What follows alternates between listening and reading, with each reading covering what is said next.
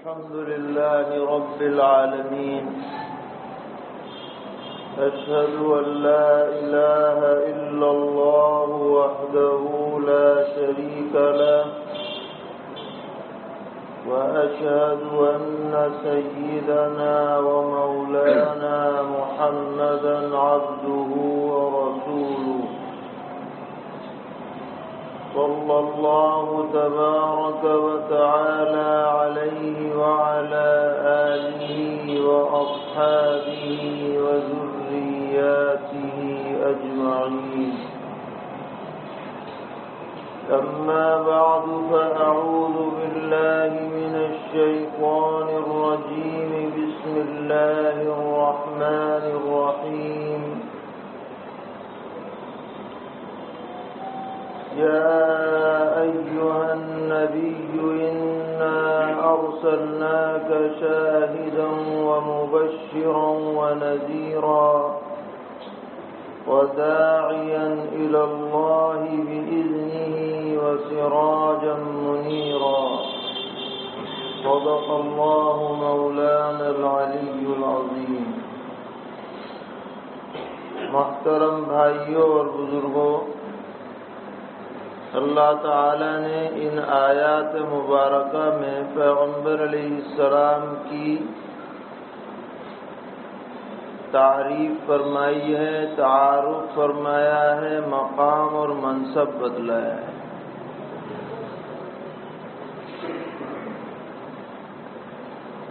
اور انہی آیات میں آپ کا جو مشن ہے،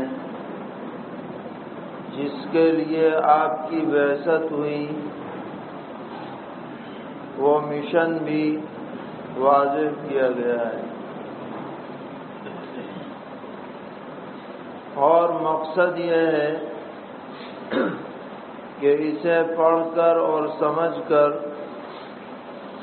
امت اسی مشن پر قائم رہے اور انہی کاموں کو انجام دے جس کے لیے پیغمبر علیہ السلام کی بعثت ہوئی ہے. تو فرمایا گیا کہ یا ایھا النبی، اے پیغمبر، انا ارسلناک شاہدا، ہم نے آپ کو گواہ بنا کر بھیجا ہے. قیامت میں آپ سب کی طرف سے گواہ بنیں گے. وَمُبَشِّرًا وَنَذِيرًا، اور آپ کا ایک کام یہ ہے کہ آپ دنیا میں لوگوں کو جا کر جنت کا شوق دلائیں، بشارتیں سنائیں، اعمال کے فضائل بتلائیں، تاکہ دلوں کے اندر جنت تک جانے کا جذبہ پیدا ہو. مبشراً ونذیراً، اور آپ کا ایک کام یہ ہے کہ آپ لوگوں کو جہنم سے ڈرائیں کہ بھئی عذاب بہت خطرناک ہے، ناقابل تحمل ہے، اس سے بچو، اپنے کو بچانے کی فکر کرو. اور فرمایا وداعیا الی اللہ بإذنہ، اللہ کے حکم سے، اجازت سے اللہ کی طرف بلانے والا بنا کر بھیجا ہے. بإذنہ کی قید اس لیے لگائی کہ ایسا نہیں ہے کہ کوئی سڑک کا چلتا ہوا آدمی کہے کہ بھئی اللہ نے بلایا. بھیجا گیا ہے نہیں، خامخواہ دعوت دے رہا ہے. دعوت اسی کی قبول ہے جس کو داعی بنا کر بھیجا گیا ہے. تو گویا پیغمبر علیہ السلام رجسٹرڈ داعی ہیں اللہ کی طرف سے بإذنہ. اور آپ جو دعوت لے کر کے آئے ہیں وہی حقیقی دعوت ہے. اور اس دعوت کی منزل کیا ہے؟ الی اللہ، اللہ تک پہنچنا ہے. ہر بندے کا رابطہ اللہ سے جوڑنا ہے، اللہ سے تعلق کو مضبوط کرنا ہے. تاکہ حقیقت میں بندہ بندہ بن جائے، بندگی اس میں آ جائے۔ اور فرمایا وَسِرَاجًا مُنِيرًا، آپ کی ذات عالی روشن چراغ ہے، جہاں بھی جاتے ہیں آپ روشنی پھیل جاتی ہے، آپ کی زبان مبارک سے کلمات نکلتے ہیں، جہالت کی تاریکیاں چھٹ جاتی ہیں، آپ کے افعال مبارک کو دیکھ کر جاہلیت ختم ہو جاتی ہے۔ سراجا منیرا، آپ کی ذات سراپر روشنی، جیسے سورج ہے جب نکلتا ہے تو سارا عالم روشن ہو جاتا ہے، اسی طرح نبوت محمدیہ کا جب سورج نکلا تو تمام عالم میں بس اسی کا اجالا ہی اجالا ہو گیا، سراجا منیرا۔ تو یہ جو آپ کا تعارف کرایا گیا، اب آپ تو دنیا سے پردہ فرما چکے، لیکن آپ کی تعلیمات موجود ہیں، آپ کا مشن موجود ہے، جس مقصد کے لیے آپ کو بھیجا گیا وہ سارے کام جاری ہیں اور جاری رہیں گے قیامت تک انشاءاللہ۔ امت کی ذمہ داری ہے کہ وہ ان کو اپنائے۔ مجھے صرف ایک بات عرض کرنی ہے،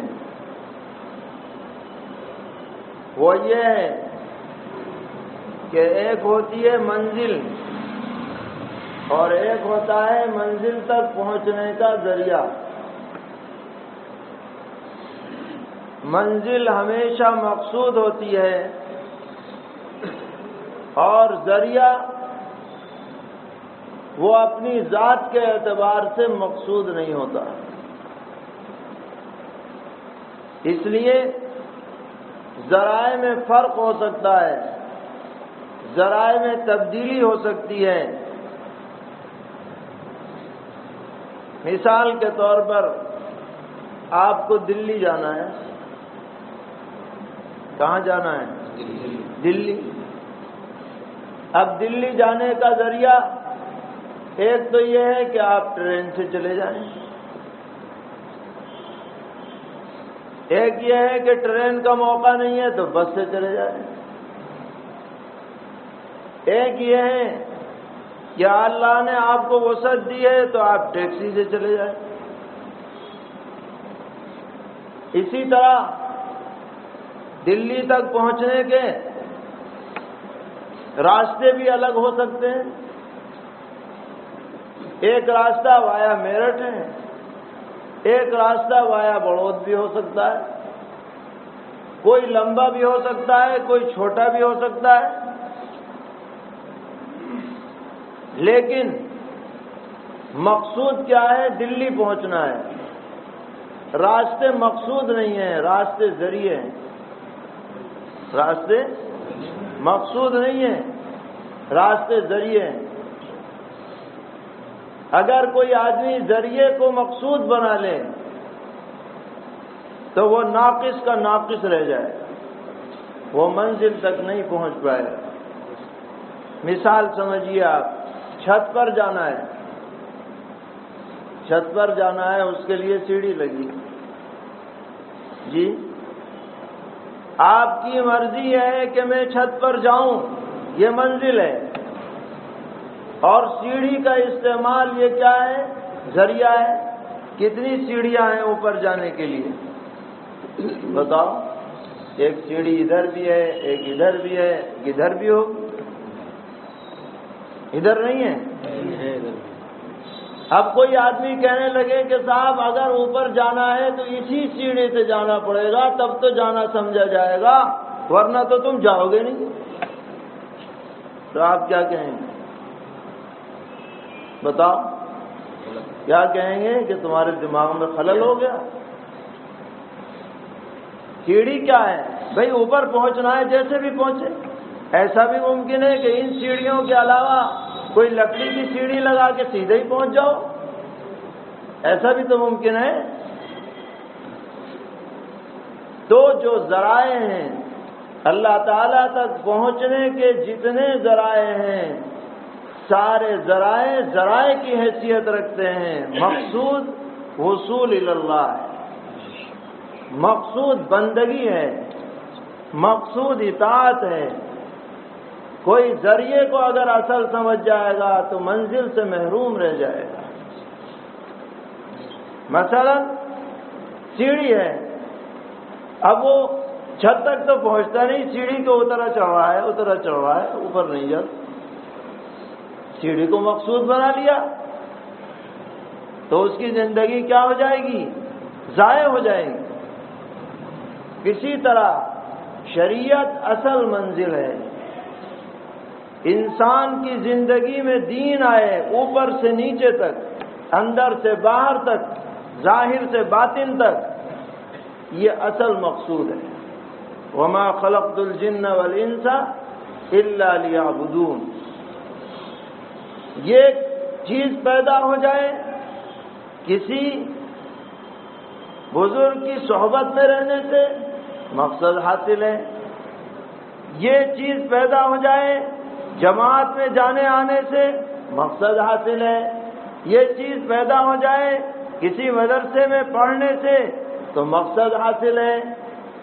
مقصود کیا ہے؟ انسان اللہ کا بندہ 100% بندہ بن جائے۔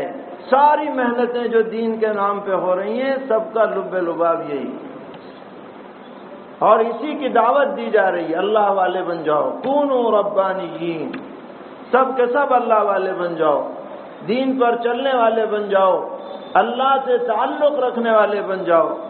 جب یہ جذبہ رہے گا تو ہمارا ذہن وسیع ہو جائے گا، اور ہمارے ذہن میں قدرتی طور پر ہر ایسے کام کی عظمت اور وقت پیدا ہو جائے گی کہ جس سے تعلق میں اللہ کی کیفیت آدمی کے دل میں پیدا ہو۔ تو ذریعے کو ذریعے کے درجے میں رکھا جائے، منزل کو مقصود بنایا جائے، یہ سارے خدام دین کے لیے بہت اہمیت والی چیز ہے۔ اللہ تعالی ہم سب کو صحیح راہ پر چلنے اور دین کی خدمت کرنے اور جو پیغمبر علیہ السلام کا مشن ہے اس کو اپنانے کی اور اس پر قائم رہنے کی آخر دم تک توفیق عطا فرمائے، ہر طرح کے شرور اور فتن سے ہماری حفاظت فرمائے۔ وآخر دعوانا ان الحمد للہ رب العالمین۔ اللهم لك الحمد ولك الشكر، لا نحصي ثناء عليك أنت كما أثنيت على نفسك، فلله الحمد رب السماوات ورب الأرض رب العالمين، وله الكبرياء في السماوات والأرض وهو العزيز الحكيم۔ اللهم صل وسلم وبارك وترحم وتحنن على سيدنا وحبيبنا وشفيعنا ومولانا محمد وعلى آل سيدنا وحبيبنا وشفيعنا ومولانا محمد، كما صليت وسلمت وباركت وترحمت وتحننت على سيدنا إبراهيم وعلى آل سيدنا إبراهيم إنك حميد مجيد۔ الہ العالمین ہم سب کے گناہوں کو معاف فرما، ہماری غلطیوں سے درگزر فرما، دارین کی عافیت عطا فرما، ہر طرح کے شرور اور فتن سے محفوظ فرما۔ جب تک بھی جینا مقدر ہے دین پر جینا نصیب فرما، جب موت آئے تو حسن خاتمہ عطا فرما۔ الہ العالمین محض اپنے فضل و کرم سے ہم سب کو اپنے دین کی خدمت میں تا دم آخر لگے رہنے کی توفیق عطا فرما۔ بے شک آپ اور آپ کا دین محتاج نہیں ہے لیکن ہم محتاج ہیں۔ الہ العالمین کوئی بھی شخص اپنی ذات کے اعتبار سے آپ کے دین کی خدمت انجام نہیں دے سکتا ہے، محض آپ کی توفیق اور فضل و کرم جسے نصیب ہو اسی کو یہ سعادت مل سکتی ہے۔ الہ العالمین آپ ہماری کوتاہیوں کو معاف فرما دیجیے اور کوتاہیوں کی وجہ سے ہمیں اپنے دین کی خدمت سے محروم مت فرمائیے۔ الہ العالمین محض اپنے فضل و کرم سے گھر گھر میں دین کو پہنچا دیجیے، ہمارے تمام مرد عورت بچے بچی سب کو دین کے رنگ میں رنگ دیجیے۔ اطاعت کا جذبہ عطا فرمائیے، معاصی منکرات سے ہماری حفاظت فرمائیے، الہ العالمین ہمارے مرحومین کی مغفرت فرمائیے، بیماروں کو شفا عطا فرمائیے، قرض داروں کے قرضوں کی ادائیگی کا غیب سے انتظام فرمائیے، پریشان حالوں کی پریشانیوں کو دور فرما دیجیے، مصیبت زدوں کی حاجت روائی فرمائیے، مظلومین کو ظلم سے نجات عطا فرمائیے، ظالمین کے لیے ہدایت کے فیصلے فرمائیے، اور اگر ہدایت مقدر نہ ہو تو ان کو نمونہ عبرت بنا دیجیے، الہ العالمین تمام عالم میں امن و امان قائم فرمائیے، بد امنی سے حفاظت فرمائیے، جو لوگ بے روزگار ہیں انہیں حلال روزی عطا فرمائیے، جو بے اولاد ہیں انہیں اولاد صالح عطا فرمائیے، جو اپنے بچے بچیوں اور بہن بھائیوں کے رشتوں کے لیے پریشان ہیں عافیت والے دینداری کے رشتے عطا فرمائیے،